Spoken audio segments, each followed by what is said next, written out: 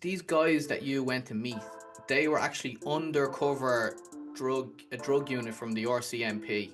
They were undercover cops. They were trying to lure you into a drug deal in Southeast Asia, believing that you had a big contact over there to set up this big deal. I showed him the casing. This is when he grabbed me and says, Bennett just killed that guy because he was talking too much. He says, if you don't want the same thing to happen to you, you better do as we will tell you for now on. There was a Canadian police officer died in that drug deal. Let's talk about that. What happened there? What's the story, everybody? Pete here from Thairish Times. Hope you're doing well. My guest today was sentenced to 100 years in a Thai prison. His name's Alain Olivier, and he claims he was set up as an unwitting pawn by the Canadian police during an undercover drug operation in Thailand. As you've seen from the start of the intro there was a drug deal went down, and then Canadian officer John Flanagan was killed. And Allah claims that the cause of death was covered up by the RCMP to prevent a national scandal in Canada. So we're going to break this into two parts. Part one is going to be how he was sentenced to 100 years in a Thai prison, and then part two is going to be his time in a Thai prison.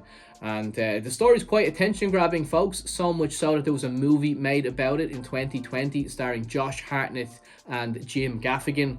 And then Allah has also written his own book called Good Luck Frenchie, and I will leave a link for that below. That's actually his own personal website as well, so there's lots of articles on that as well if you want to do your own deep dive into get more information on what was said in the interview. It's all there on the website. So let's get straight into it, folks. Cheers. Part one. Here we go. I'm really excited about this one. So let's go all the way back, right? Yeah. In your 20s you were playing in bands, you were a bit of a musician. You've said previously that you were involved you had a lot of partying. There's a lot of partying going on, heavy drinking, and then to escape all that you took a trip to Southeast Asia. Can we start kind of at that period of your life? Actually, that was early 80s that I left for British Columbia because over here in Quebec, we were partying, we were on tour. I was working as a technician and I played music also with my friends. And at some point, I mean, that was too much booze, too much cocaine. But back then, I mean, that was in. I mean, that was almost like people were smoking cigarette. That was normal. Like today, it's not. In early 80s, cocaine pretty much invaded Quebec and Canada, and just like United States, actually. And partying too much, and at some point I said, okay, that's it. I'm leaving on the British Columbia to start something new completely. So I move over there. I'm a forest ranger actually from trade, and I work on construction, big part of my life. So when I got there, I was going over there for a bit actually. I don't know, I mean, how much time, and I ended up staying there. I worked on construction.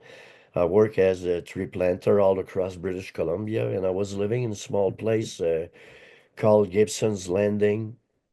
But even in BC, when I got there in Vancouver, early 80s, it wasn't yet like Montreal with regard to cocaine, but there was a lot. People were partying over there too, and even if I stayed quiet for some time at the early stage of my stay over there, I made some friends on construction, and they were all party animals too. So ended up diving in the bag again. Never mind if we would spend couple days, 3 days up going to work. Never mind. We were young and strong, and we just didn't care about anything. That's enjoy life fully. And at at that point, I decided to move over the Sunshine Coast, a place called Gibson's Landing. This is where they used to shoot a teleseries called The Beachcombers. I think that ran for, I don't know, 15 years here in Canada. And it was so beautiful over there. I thought that I found my Garden of Eden. It's so beautiful. The mountains, the ocean, and everything was just perfect. So I went back to work on tree planting. And at the end of my season, I decided to go over Southeastern Asia to Thailand. I already tried heroin before going over there, and that high never escaped me. It was like it was an all new experience to me. But I mean, I used to be excessive in pretty much everything I did. So when I ended up going to Asia for, I went over there for almost 3 months, Thailand, Malaysia, Burma, and Nepal, and traveled around. But when I got over there, I made a little cross on my heart, and I said, I won't become an addict. Yeah, good luck.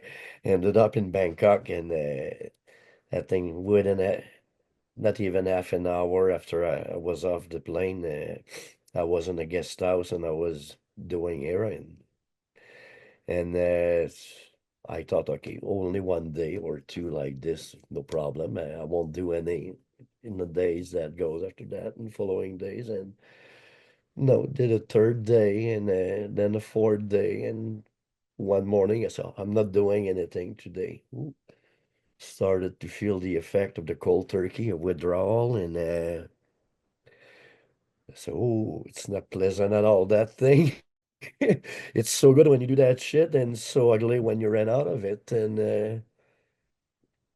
then I wanted it, despite my promise, all the promise that I've made to myself. In any event, after 3 months over Thailand, and I ended up over a month in Kathmandu. By the time I got back home, I was hooked. I mean, I could do grams a day, pure. And How I'm many not, grams? I could do a gram easily A a day. gram. Okay. Yeah, I could do a gram easily a day. And So you got back to Canada with an addiction. yeah, Okay. Then you met a police informant. yeah, And you didn't know, obviously, you didn't know he was a police informant at the time. His name was Glenn Howard Barry. yeah. His other name was Jean-Marie Leblanc. He had changed his name. The RCMP changed his name as he started working for them. He had already been convicted for fraud, drug, and stolen properties and stuff like that. Okay. They had a bomb working for them. And you were obviously I don't know if you got friendly with this guy, but he befriended you at some point, and then he knew about that you brought back a small amount of heroin. You just to feed your habit when you got back to Canada. He knew about that, and that kind of let's follow it on from there. What was the steps after that? When I got back to Gibson's from Kathmandu, a bunch of friends were at the local pub, at Grandma's pub, and they were waiting for me, and I brought a few little gifts for every one of them and started celebrating and everything. And a friend of mine, Jacques, came to see me, says, I'd like to introduce you to a new French guy who just arrived on the coast over New Year's Eve. And I wasn't really in the mood. I needed to sleep, jet lag and everything. I say, no, no. Nevertheless, he came to the table with him, and he introduced me to that guy, Glenn Barry, who shook my hand. And this is when actually I think I shook the hands of the devil. What happened after that was I could never have imagined that something could happen. I mean, like that to an individual because of that guy. And I'm not the only one. Yes, perhaps in Thailand, but in Gibson's, many other people in Vancouver got screwed up by that guy badly. And he was getting paid by the target. He was not an informant anymore. He was what we called in Canada a civil agent. And at that point, he was getting paid so much for each target, and By the at, cops. yeah, by the cops, tax free. And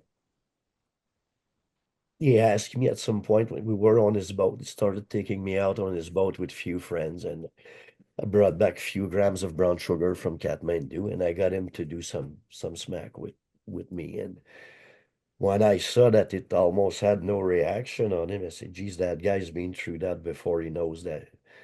He knows that shit for sure, because usually you should have been on his knees and puking his guts, and then it didn't happen at all.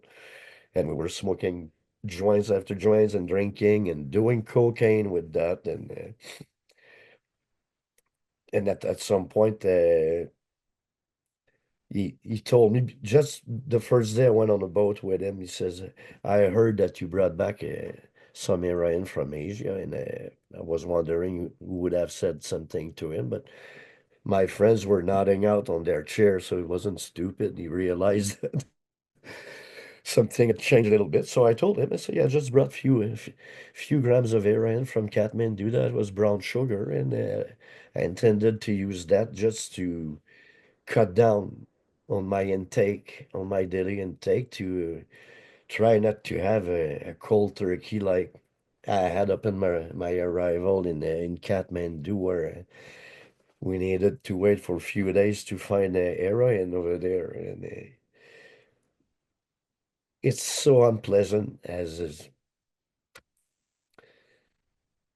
form of addiction. I mean, at the beginning, it's just like a friend when you start doing heroin, just like a good buddy, and little line there, and everything is sweet. But at some point, when you get addicted to that, I mean, it's bad. And when I got back to Gibson, when I ran out, I ended up going through a whole week. I mean, well, that's that was awful, and I decided to go up the mountain to start working again. At that point, I said, I'm gonna go clean myself up. I didn't want to get into heroin anymore, and I had enough of that. And then the first week I started to work up the mountain with tree planting. I was working on my truck, and then I got an accident, and I had a piece of steel that popped right into my eye, and I ended up 5 hours on the surgery table, tried to save my eye and pull that piece of steel out of it. And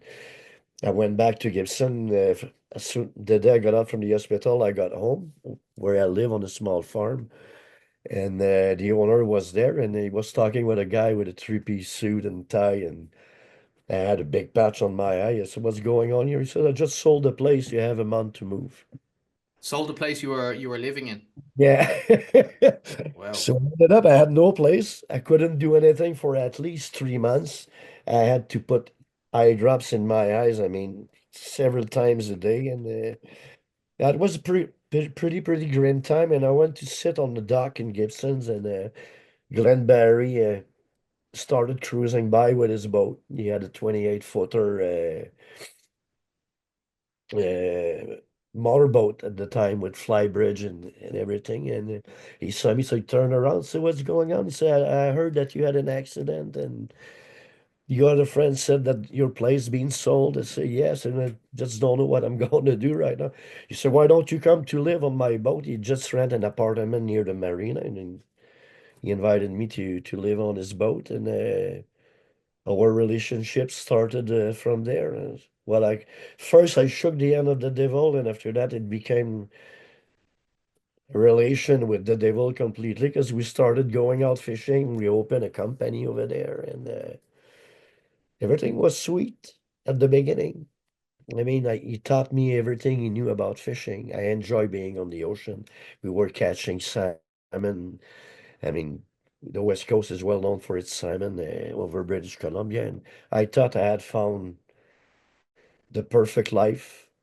And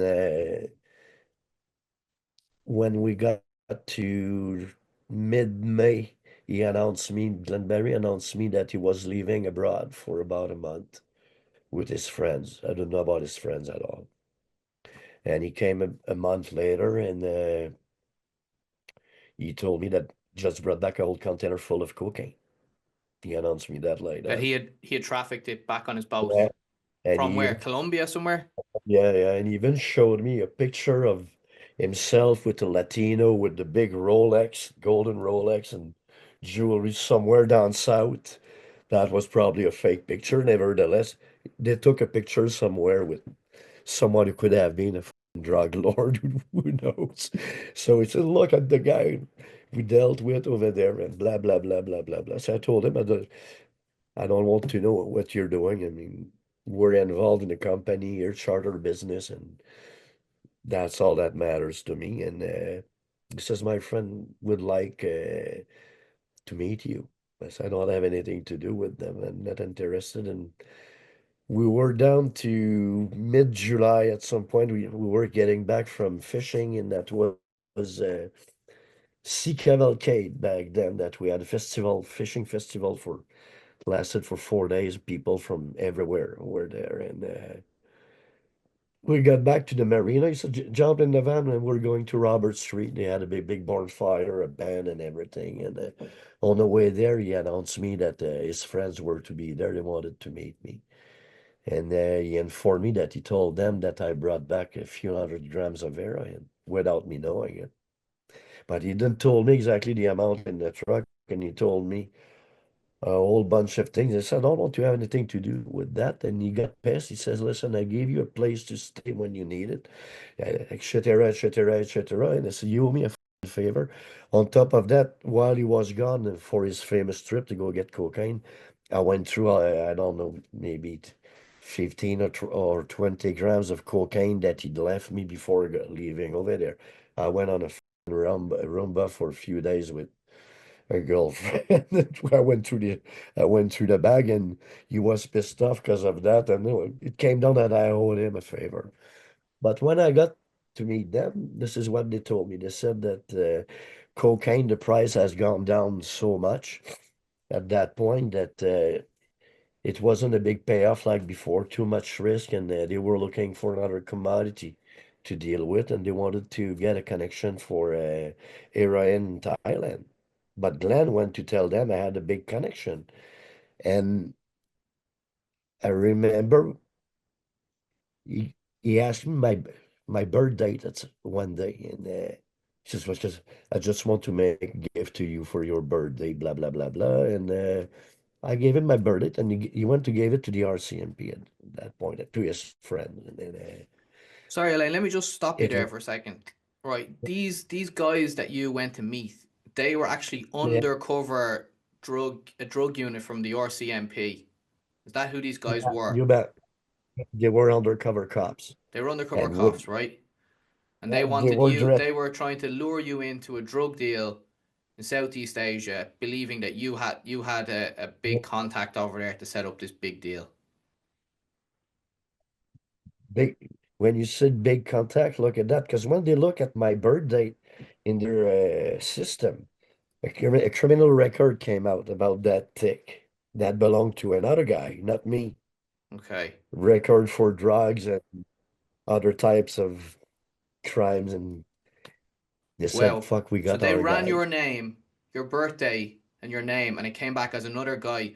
So they thought you were another guy, mistaken identity on their part, a guy with a big long Yeah, criminal list. So they thought this guy is surely going to have a big contact in Thailand. Am I right in saying yeah, that? yeah. You bet. Wow. And Okay. after they asked me up in that meeting if I could find them a source of heroin in Thailand. I said I don't have any sources. I said you don't need to be Einstein to find heroin in Thailand. I mean, you can go there and ask the first tuk-tuk driver, and he will sell you heroin.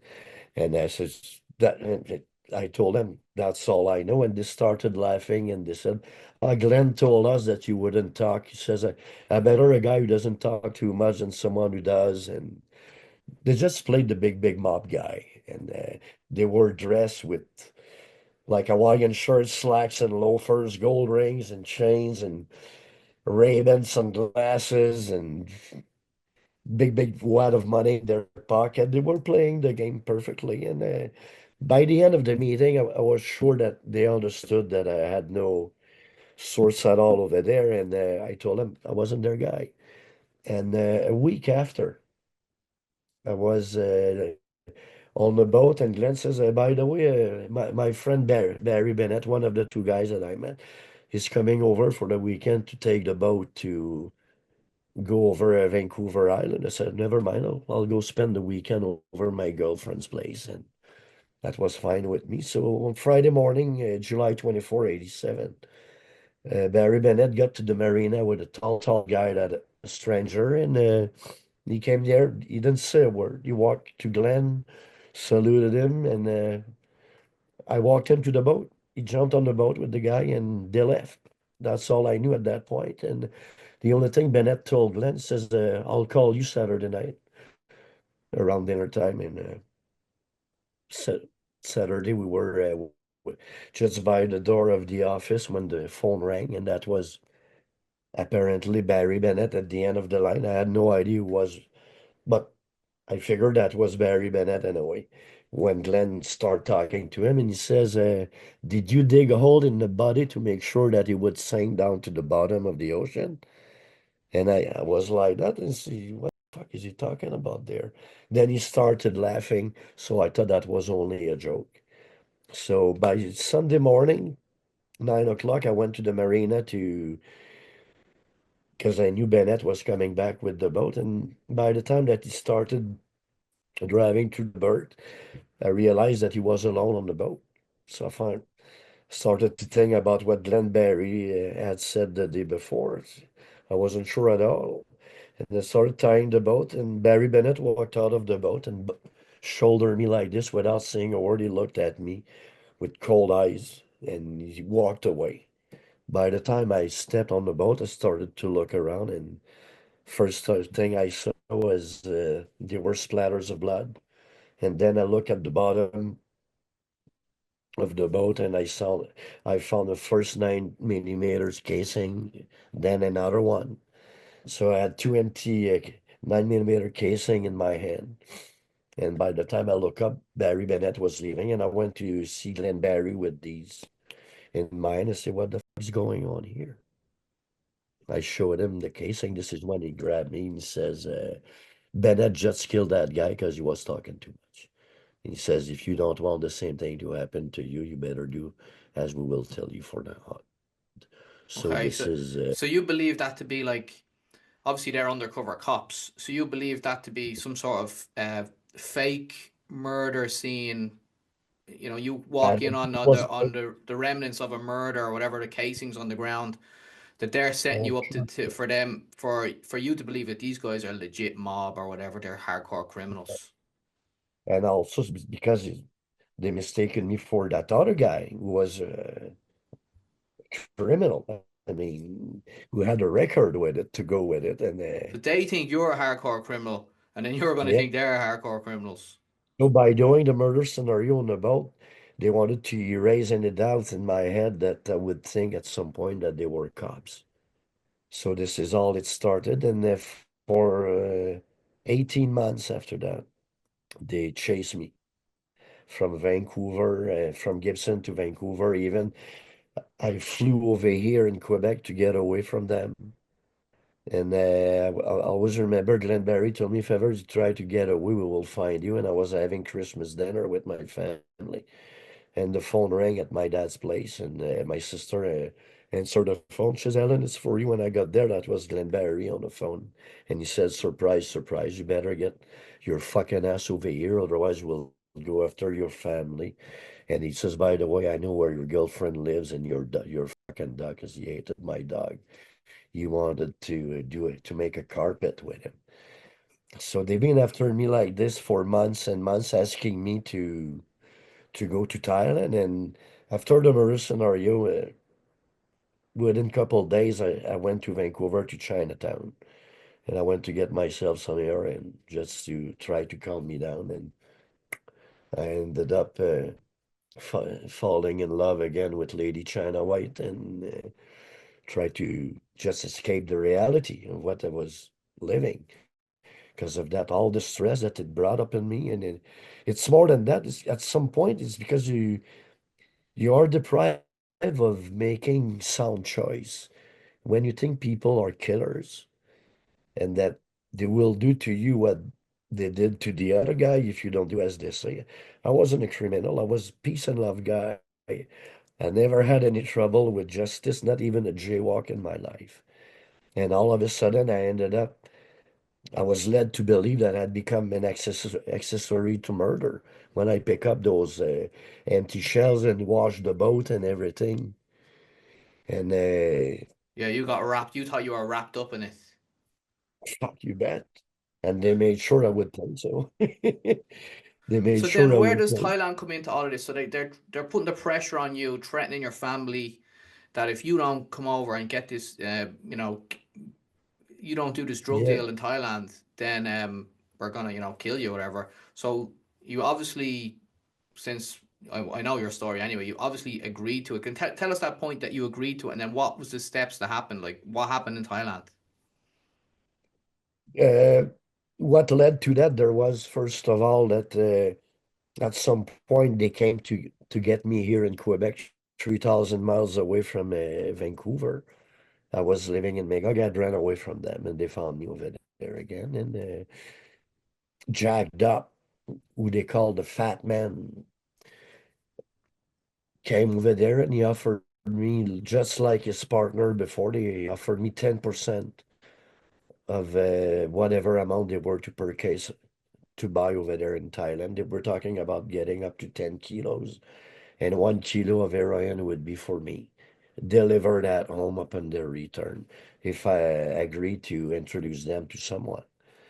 And all I had over there was I don't have any contact. I went to see a tuk-tuk driver. So did you arrive over there alone, or did you go with them? I arrived over there alone, and they sent me over there on during the fall of '88 when they came the first time over Magog.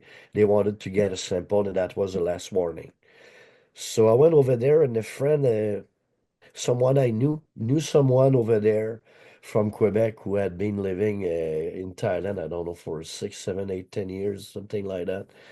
S- uh, 6, 7, 8 months, a year. And he says, oh, I got one friend over there who gave me his picture. You just have to go to the porn hotel in Chiang Mai, and there should be a tuk-tuk driver. Not, it wasn't even a tuk-tuk, it was a rickshaw driver with pedals and everything. And he was nicknamed Porn also. He was sleeping in his rickshaw when I got there at the hotel. And I His met name was that guy. I Porn, mean, and the hotel was called the Porn Hotel.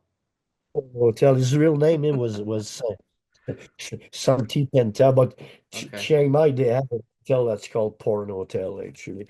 It's a fucking, it's a hole.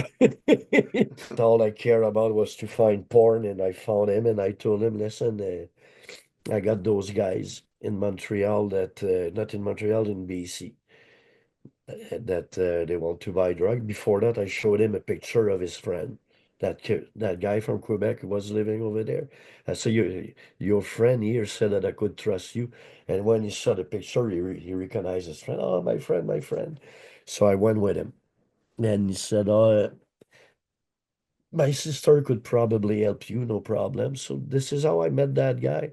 He was a rickshaw driver, and yet in the RCMP documents, they describe me almost like if I was the Pablo Escobar of the West Coast in BC with regard to heroin. And they describe the source of it there like being top level source that was smuggling heroin to Canada and Australia for many years. None of it was true. The girl who sold porn, sister, was living in a slum of Chiang Mai. She was a hairdresser. I mean, we nothing to do with triads and the mobs or whatever you want to call it. She had nothing to do with that. She only tried to make ends meet, and she knew people. She's in Chiang Mai. I mean, we're miles away from the Golden Triangle. I mean, it's like going to Colombia. If you go, never mind a city in Colombia, you want to get some cocaine. You shouldn't have to work too hard to find cocaine, not cocaine, but heroin.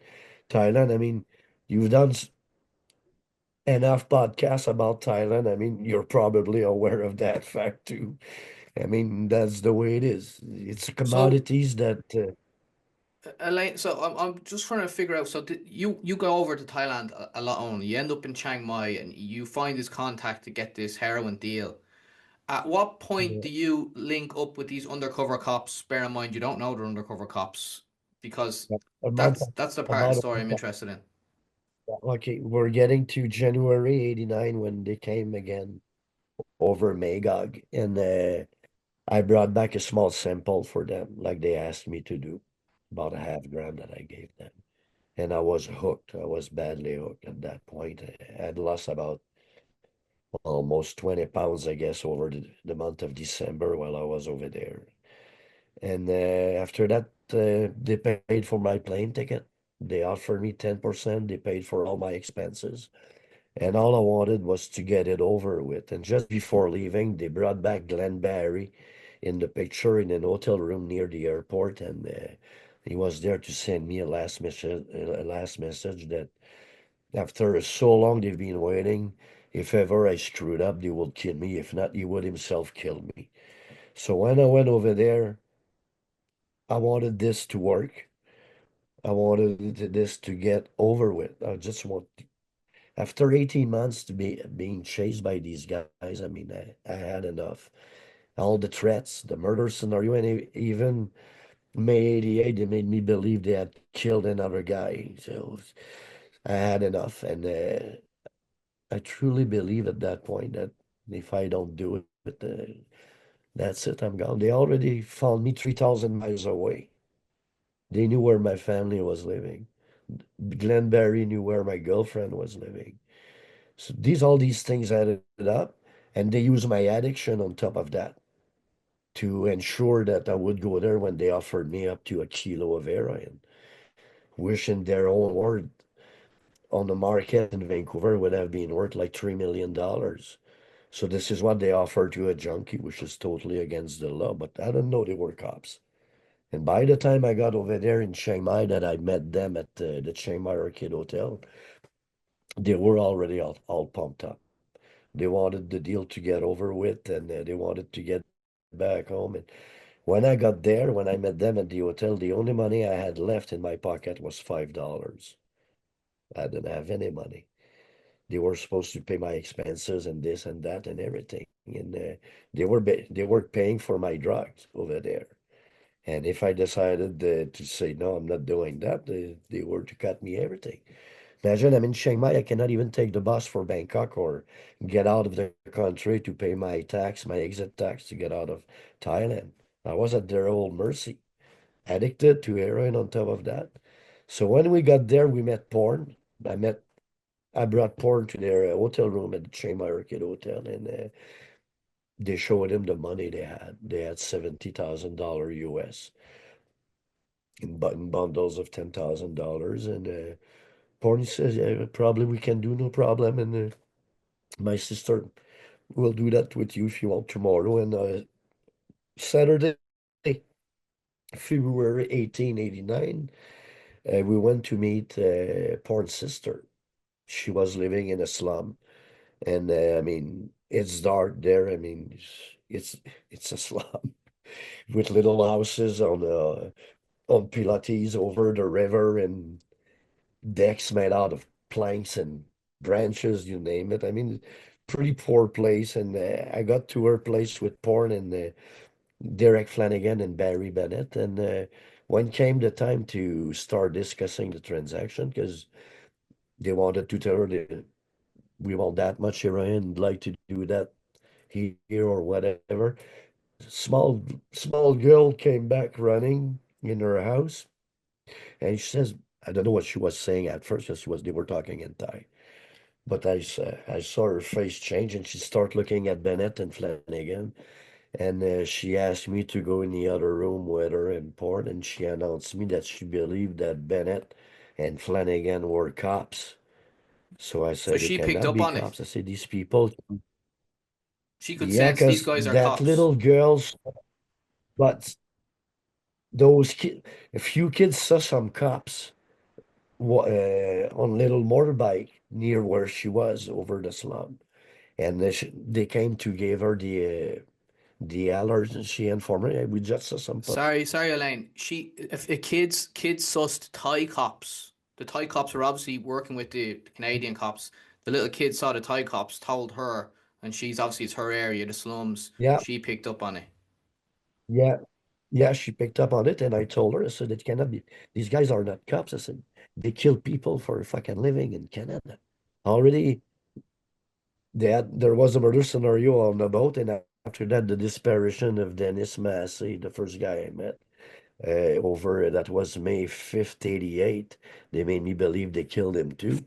And I was sure that, I mean, they cannot be cops. She's wrong. And she said, "Oh, we won't make any deal." So I told Bennett and Flanagan, I say, she won't deal with you. She believes the two of you are cops. They were shitting their pants. But They tried to play tough. I walked them out of there, brought them back to the hotel, and then we're not cops and this and that, and I was sure that they were killers. So, but we were back to square one because she wouldn't deal with them, and that pissed them off. And Bennett at some point on Sunday morning says, there's going to be some fucking unhappy people here if this thing doesn't fucking work out. That was a threat. And Dopp looked at me, says, yes, Alan, we've been waiting for this a long time.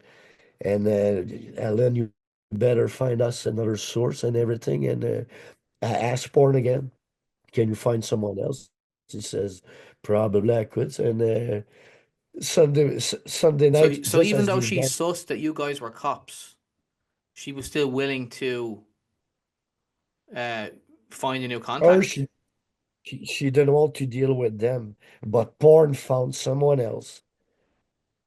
Porn found someone else to deal with. Two small girls from Chiang Mai that he knew, and they made a compromise because Dup wanted to do a deal in a public place. They didn't want it, and she proposed to do the deal over a parking lot, 2 blocks away from the hotel.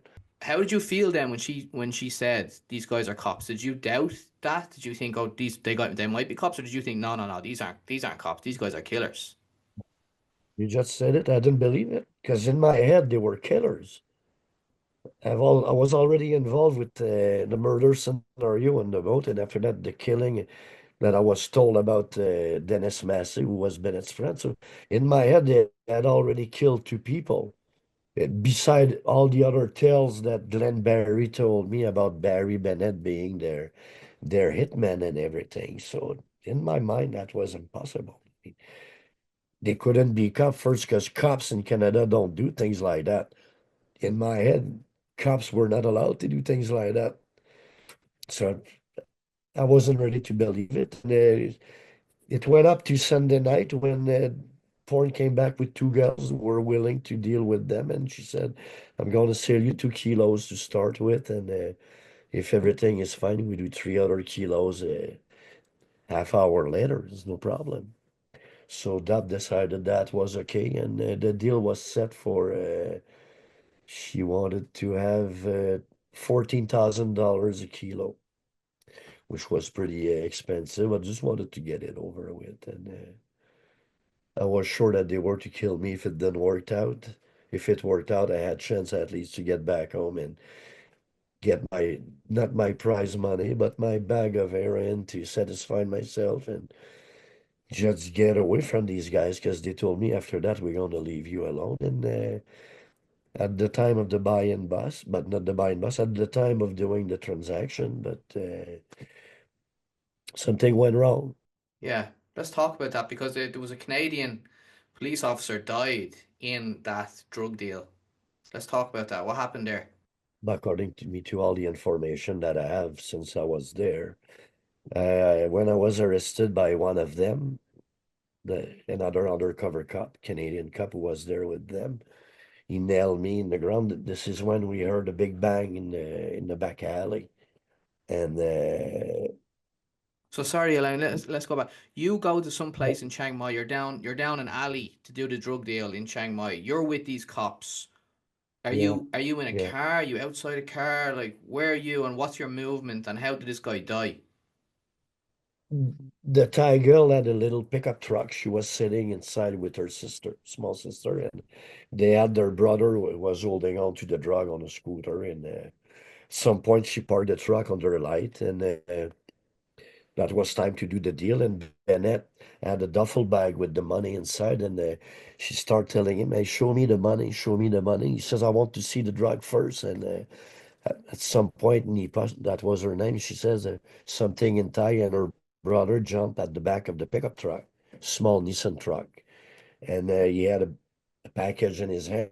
And then now she turned towards Bennett, and she says, "Now show me the drug." And when he opened up the bag, all the money was covered with duct tape. So we couldn't see the money, and I got pissed off. I say, call this quit, Nipa. And at that point, Flanagan shouted, "Police, he's got it, police, police." And he jumped on the Thai guy at the back of the truck. And when Nipa saw that, Bennett tried to grab her inside the pickup truck. And she slipped away and she went at the back. She jumped on Flanagan's back. And when Bennett saw that, at his turn, he jumped in the back. And Nipa's little sister jumped behind the wheel and she just fucking slammed the gas and drove away. And when I turned around as this was happening, that other guy from the RCMP arrested me. And when he did, as he dropped me down in the ditch, we could see the truck in the dark back alley, and the brake light went off at the same time almost as a gunfire was shot. We heard a big bang in the alley. And that RCMP guy, Jim Gerlson, says, "Where the is your gun? Who's got a gun?" I told him, "We don't have any guns." And after that, the Thai police arrived at the scene and they tried to put handcuff on me. I tried to run away.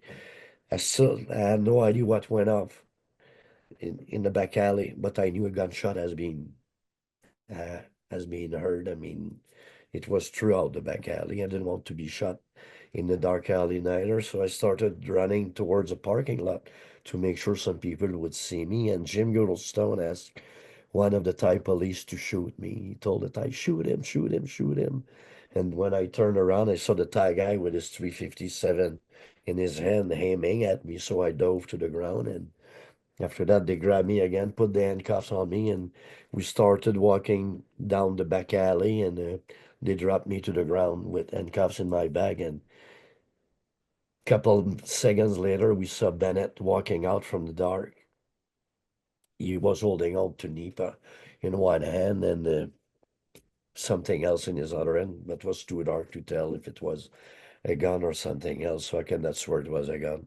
In any event, she got nailed to the ground next to me, and both girls Stone and Bennett started running down the alley, and I was taken to a police car, and I was just taken. I mean, with my hands and cuff at the back, they swing me inside the car, and ended up flying on a lump at the back and breaking my ribs. I was spitting blood, and then I saw that other cop from Canada was working for the embassy. I don't know who he was yet, but he came back running to the police car and he told the Thai police, one of us got shot, one of us went down, one of us got shot, one of us went down.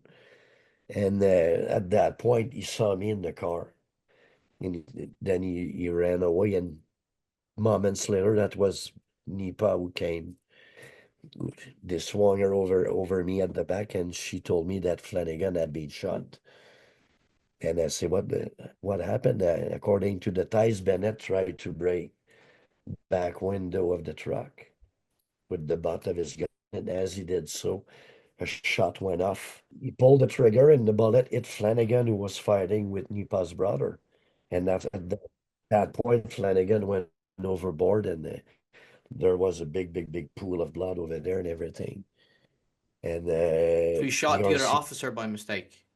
yeah, but what made it problematic for them is because they didn't have any liability agreement with Thailand, and they didn't get the minister authorization to go You over mean the there. government authorization? The Canadian government didn't authorize No, this squad, they narcotic squad, went to go over to there. Thailand. You bet. They took it upon themselves to be police and judges, and they even admitted on the road that they were taking me over there, knowing that I would be subjected to the death penalty. They didn't care.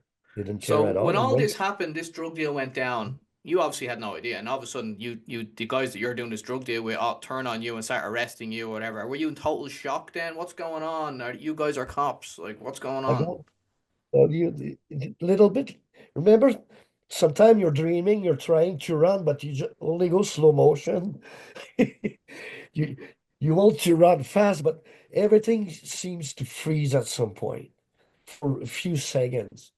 I was looking at the fight at the back of the truck between Nipa, her brother Flanagan, and Bennett while the truck was going on.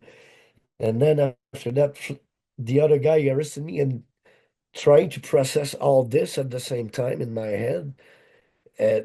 Yeah, that was a big shock, and that was nothing compared to what happened after the interrogations and everything. Fuck, man, Yeah, let's talk about being that. So slapped. you were brought to a police station, probably somewhere in Chiang Mai. What happened then? Chiang Mai. But over there, they had a few undercover cops from Bangkok, from the Bangkok Metropolitan Narcotic Unit called BMNU. It's very well known all across Thailand. It's a little bit like the DEA in United States. And was the guy who was running the operation for them was Colonel Lamarisrit Watanawiboul. And when he got to the police station, I was only there with Nipa. All the other Thais hadn't been arrested yet. It took maybe half hour, an hour before they caught with them in the truck running away. They caught them, but they didn't find the drugs at first. So they took them to the police station and he started asking them who shot the cops. He was using his hand like this as if he had a gun, and the Thais, it's not us, it's not us. And he looked at me. He spoke perfect English. He says, Mr. Olivier, who shot the cops? Says, none of us. We didn't have any gun. He says, you should ask the RCMP. Not the RCMP, because I don't know yet they were RCMP. I said, you should ask the other guys. And at some point, they brought the drug was taken in. Nipa's sister was driving the truck. She was bleeding. She had blood all over her dress because she got hit at the back. I think when Ben broke the window, according to them. She was pissing blood and everything. She was trying. And the Thai went to an interrogation on their side, and I went to another one on my side. And they tried to make me admit that we had shot the cop, and they wanted to know who was the owner of the drug, because there's no conspiracy law in Thailand. You need to be caught with the drugs in your hand. Myself, I had neither drugs, neither money in my hand. In fact, they couldn't even, according to the law, couldn't have been charged. But it didn't change anything in the end because I was charged. But Flanagan got killed. And the day after, if you look at the newspaper in Thailand, even those I put on my website, in The Nation and the Bangkok Post, the doctors had declared to the reporters that they had removed a bullet from the back of Flanagan's head. And it was in different newspaper, in Thai newspaper, it was on radio, on television, all over Thailand. They said that he had been shot. And the day after, they made a reenactment of the scene. They started changing things for 2 days, actually. They changed all it's like they revamped the whole scenario. And in the end, that was that Flanagan was fighting with the Thai guy, and his hand slipped from the bag, and he flipped overboard the truck and broke his neck. I was there. I knew he got shot. But if I they said he heard the broke his gunshot. neck, but you know if you got shot in Yeah. the head, there's a gunshot wound in the head. If you break your neck, there's no gunshot wound. If you go on my website, I even have the Thai autopsy report. It's like if someone had done a drawing on some napkins. That's the Thai autopsy report, and there's no real. Actually, I mean, so far with regard to Flanagan's death, I got several different versions of his death, as I put on my website also. All the lies, I got 175 pages of perjuries, contradiction, and false testimony, whatever you want to name it, about Flanagan's death for a moment that lasted only 5 minutes. And it's all these documents were generated by the RCMP through their testimonies under oath, report, police notes, and everything. And it's clear that they were lying.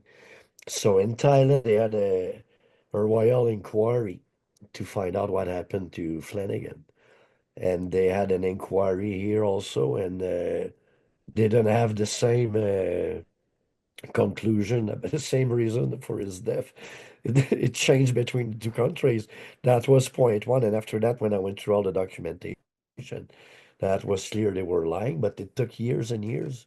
At the beginning, I had no way to prove it, even if I claimed they lied about it.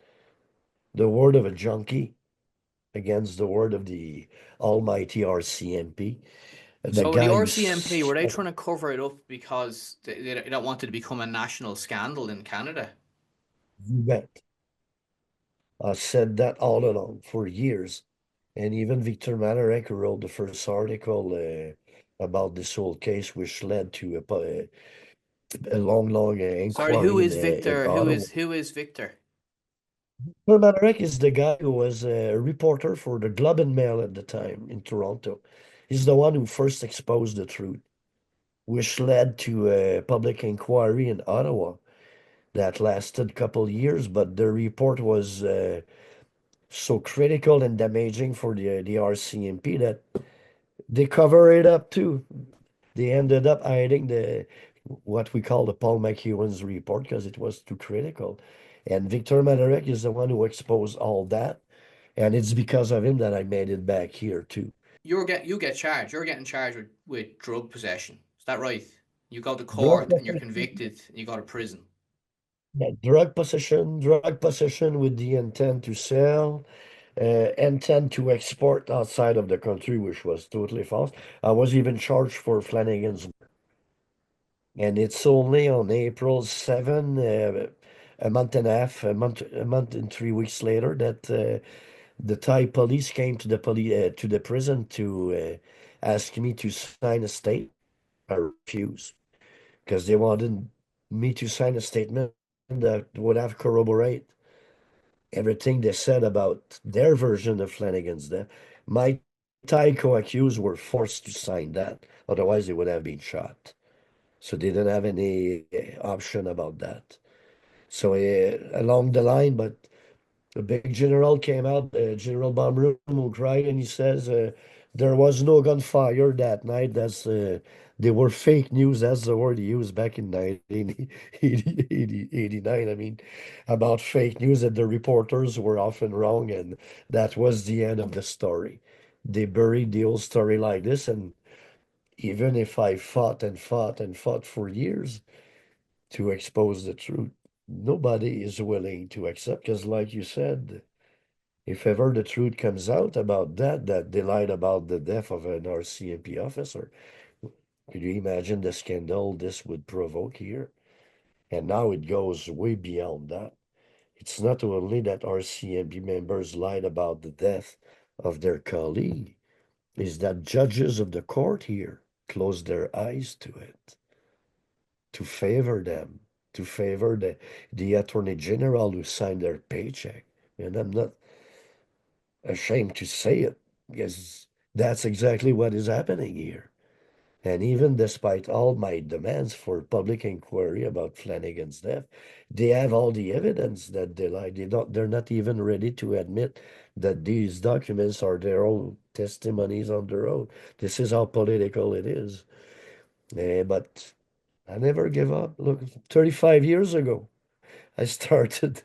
I was arrested almost 35 years ago in beatings. I've seen people getting beaten to death more than once. I mean, dozens of times.